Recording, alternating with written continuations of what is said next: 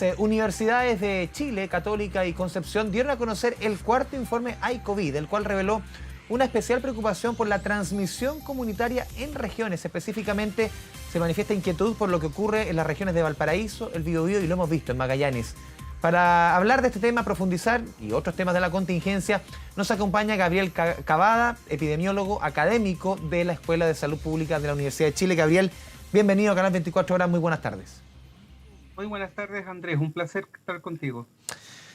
A ver, doctor, lo primero es preguntarle, antes de ir al iCovid, al informe del día de hoy, por las medidas que ha adoptado la moneda en cuanto al Fondéate en tu casa, este plan que aquí obviamente se cruza lo sanitario con lo comunicacional. ¿Cómo ha visto usted? Porque lo decía hoy día el ministro París recién, tercera vez tienen que aclarar esto, dice, aclarar dudas que no supimos aclarar. ¿Cómo lo ve usted y el efecto que esto puede tener, obviamente, en esto que nos importa, que es la pandemia?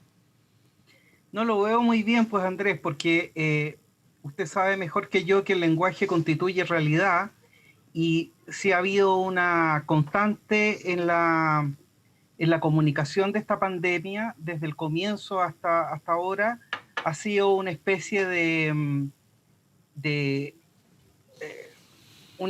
culebreo, por ponerlo coloquialmente, ¿no?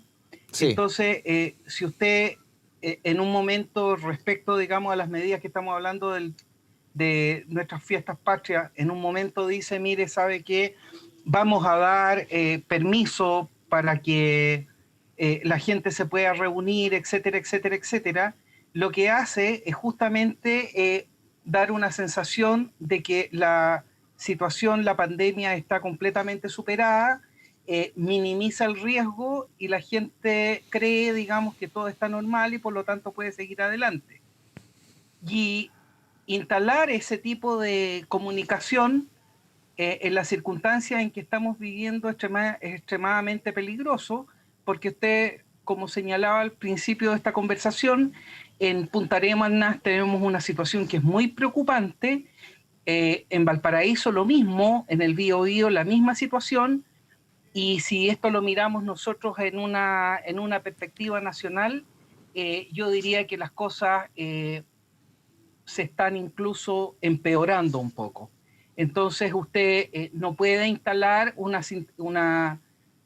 sensación de que las cosas van bien o que van mejorando cuando en realidad, en el mejor de los casos, se han mantenido constantes o a mi juicio empeorando. Y también tomando en consideración, doctor Cavada, que, y nos pasa a todos como ciudadanos, a todos yo creo que en el mundo, en Chile en particular llevamos 6 meses de pandemia, en que ya una instrucción, una orden o algún documento que se entregue quizás ya no entra igual en el raciocinio de todos nosotros como entraba quizás en marzo, en abril.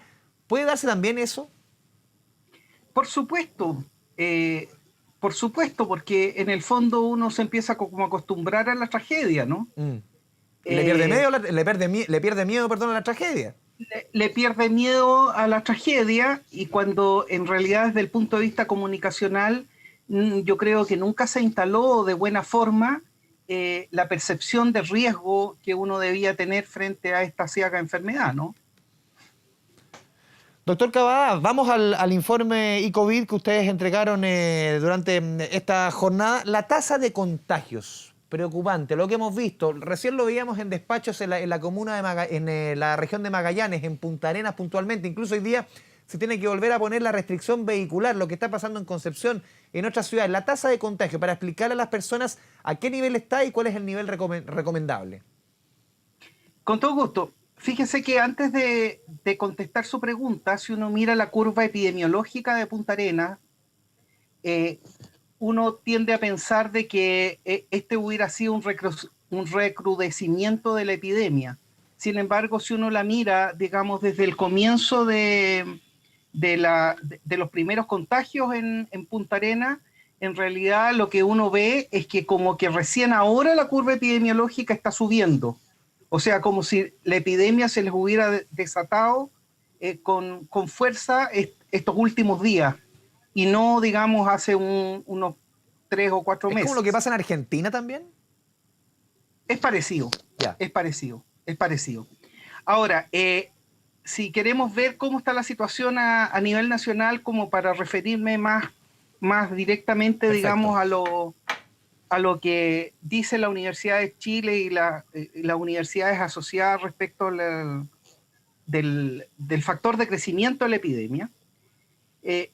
Quiero mencionarle que hace más o menos un mes que nosotros estamos mirando una situación de endemia, entendiendo como endemia que la cantidad de casos nuevos que se están agregando por unidad de tiempo se ha mantenido constante. Si la información Universidad de Chile nosotros la llevamos a unidad de tiempo semanal, como para verla un poco más lejos, digamos, con un poco mayor de perspectiva, fíjese que en la semana que se cerró el día 24 de agosto, durante toda esa semana tuvimos una incidencia de casos nuevos de 12.066, fallecidos 403 durante esa semana, pero sin embargo teníamos un R efectivo de 0,97, o sea, estábamos observando que había una contracción de la epidemia de un 3% por semana.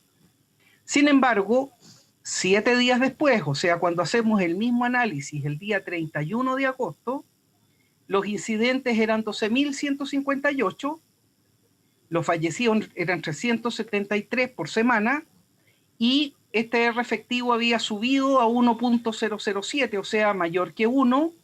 Esto es, estábamos observando un aumento de la epidemia ahora, en vez de una contracción, un aumento del 0,7% por semana. Y definitivamente la cifra que se calcula hoy día, digamos, hoy día con la información, hoy día lunes cerramos, digamos, una semana de epidemia.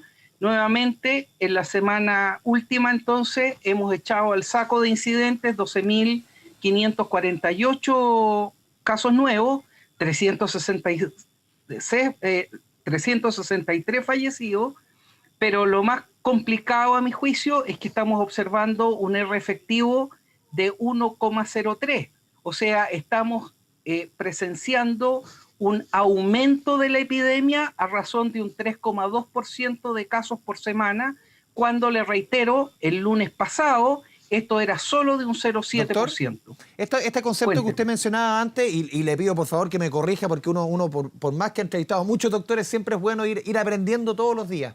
A ver, este concepto de endemia, ¿qué significa para que la gente entienda en su casa algo que se vuelve endémico, que va a permanecer hasta que no tengamos vacuna a este nivel de 2.000 casos diarios? Lamentablemente tener que todos los días estar aquí registrando 40, 70, 80, 90 fallecidos, ¿esto se va a mantener hagamos lo que hagamos? Efectivamente, la situación de endemia es que la cantidad de casos que usted tiene por unidad de tiempo se mantiene constante. O sea, yo creo que salvo que hiciéramos algo realmente distinto e innovador en términos de frenar la pandemia, vamos a observar por un largo tiempo que vamos a tener entre 1.900 y 2.000 casos diarios. ¿Y qué sería algo distinto, innovador, doctor? A su juicio. Mire, con todo gusto, y le agradezco mucho la pregunta, porque sobre todo en las regiones como la metropolitana, donde la cuarentena ha sido gigantesca, digamos 5 o 6 meses, por muchas razones, estas cuarentenas pierden efectividad, por la adherencia, etcétera, etcétera. Yo creo, y esta es casi una cruzada personal, es que tenemos que mejorar, pero en forma drástica, lo que se llama comunicación en salud. Tenemos que saber instalar la noción de riesgo, que no estamos en una situación controlada. Sin embargo, la comunicación que hay que dar a la comunidad tiene que tener mayor efectividad y, aunque el vocablo se parezca, tiene que tener mayor afectividad. Hay que convencer a la gente, digamos, que no sobran en nuestro país, que todos los que son susceptibles de enfermarse son importantes para la sociedad, que no queremos más muertos, etcétera, etcétera, etcétera.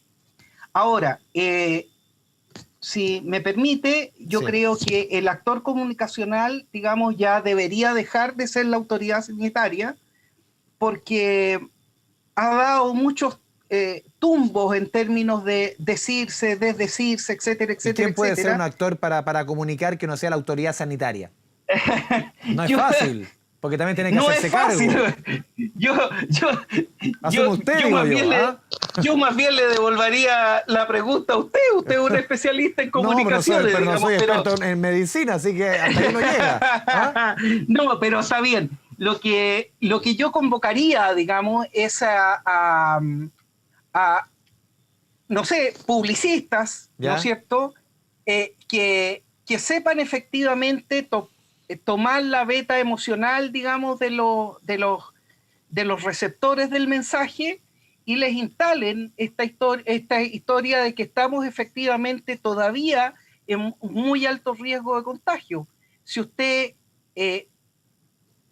calcula, fíjese que la letalidad de la enfermedad es de un 3%. Entonces, si estamos echando todos los días al saco de incidentes 2.000 personas, en el fondo también nos tenemos que acostumbrar que vamos a meter, ¿doctor?, digamos, a la ciaga cifra de muertos entre 60 y 90 diarios. Sí. Y eso nos tiene que interpelar de alguna forma, ¿no? Doctor, y en este contexto, en la mañana me tocaba conversarlo con Tomás Pérez Acle, que también ha llevado hartos estudios de la Fundación Ciencia para la Vida, y él decía, ojo, que esto, con los números que estamos ahora, con lo que usted mencionaba, por ejemplo, la tasa de contagio, la trazabilidad, esto endémico que se está dando, ojo con el plebiscito. Él decía, aquí los números no son buenos. Si lo vemos netamente desde los números, ¿cómo lo ve usted proyectando para el 25 de octubre? Que es fundamental, que la votación es el plebiscito más importante que ha tenido nuestro país en las últimas 3 décadas. ¿Cómo lo ve usted proyectando los números de aquí al 25 de octubre? ¿Cómo se ve la situación? Si es que hoy día se puede ver.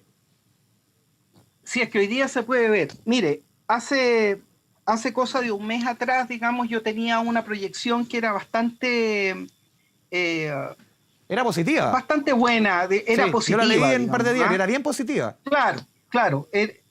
Íbamos a tener, digamos, si eso se cumplía, si todo se marchaba bien y podíamos vencer esta situación de endemia que tenemos hoy día, esto podíamos tener alrededor de unos 600 a 700 casos por semana en la semana del plebiscito. 100 casos al día, por ejemplo.